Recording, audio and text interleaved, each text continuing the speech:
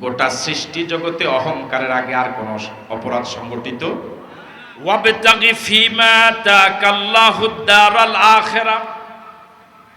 এলাকার জনগণ কারুনকে প্রথম পরামর্শ দিয়েছিল, কারুন অহংকার করিস না।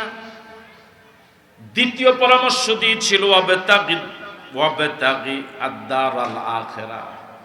আল্লাহ তোকে যে সম্পদ দিয়েছে এই সম্পদ আল্লাহ রাস্তায় খরচ করে এর বিনিময়ে আল্লাহর কাছ থেকে পরকালের বাড়ি সংগ্রহ কর। মসজিদ বানাও, মাদ্রাসা বানাও, এতিমকে দাও, বিধবাকে দাও, অসহায়কে দাও, গরিব মিসকিনকে দাও, আল্লাহ রাস্তায় খরচ করো।